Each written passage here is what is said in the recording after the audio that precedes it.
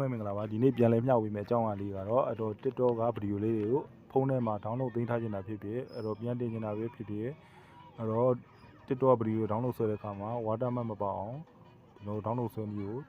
ကိုဒီမျှဝေပေးမှာဖြစ်ပါတယ်ကဲဗီဒီယိုလေးကိုစလိုက်ကြအောင်ဗျာကဲပထမဆုံးနေ့ TikTok software လေးတွေဝင်လိုက်ပါအဲ့တော့ကိုနှစ်သက်တဲ့ဗီဒီယိုလေးကိုတွေ့ပြီဆိုရင်ကျွန်တော်တို့အဲ့တော့ဗီဒီယိုနှိပ်ရမလို့ဆိုရင်ကျွန်တော်တို့ဒီအောက်နားလေးက share ခလုတ်လေးကိုနှိပ်လိုက်ပါ share ဆိုတာလေးကိုโอเคနှိပ်ပြီးပြီဆိုရင်ကျွန်တော်တို့ဒီအောက်နားလေးက copy link ဆိုတာလေးဆက်နှိပ်ပါโอเคအဲ့ link ကို copy ကူးပြီဆိုရင်ကျွန်တော်တို့အဲ့တော့ back ထွက်လိုက်ပါမယ်။ဒါဆိုရင်နောက်တစ်ဆင့်အနေနဲ့ဘယ်သွားမလဲဆိုရင်ဖုန်းထဲမှာပါတယ်ကျွန်တော်တို့Chrome browser လေးကိုဖွင့်ပါမယ်။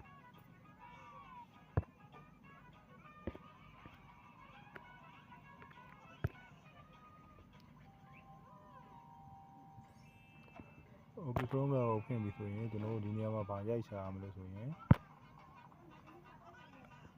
snaptik.app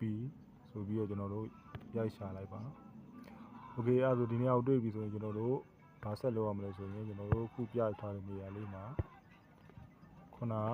copy ကူးလာတဲ့ link လေးကိုကျွန်တော်တို့ထည့်ပေးရမှာဖြစ်ပါတယ်အဲ့တော့ထည့်ဖို့အတွက်ဆိုအဲ့နေရာကိုလက်ညှိုးလေးနဲ့3စက္ကန့်ထောက်လိုက်ပါโอเคအဲ့ဆိုရင် pass ဆိုတာလေးကိုနှိပ်လိုက်ပါโอเคအဲ့ဆိုရင်ခုန copy ကူးလာတဲ့ link လေးကိုဒီထဲမှာထည့်ပြီးဖြစ်ပါတယ်ကဲအဲ့ဆိုရင်ဗာဆက်လုပ်ရမလဲဆိုရင်အောက်က download ခုလို့လေးကိုကျွန်တော်တို့ဆက်နှိပ်ပေးပါ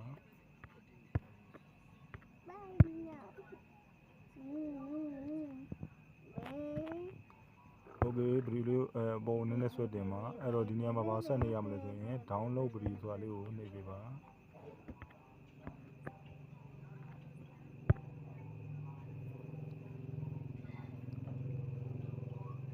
ကဲအဲ့ဆိုရင်တော့ဗီဒီယိုလေးကို download ဆွဲနေပါပြီ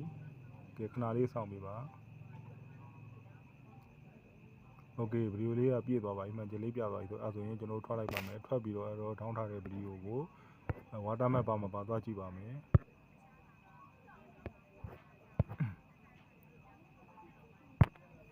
ဗီဒီယိုလေးကိုဖွင့်ကြည့်ပါမယ်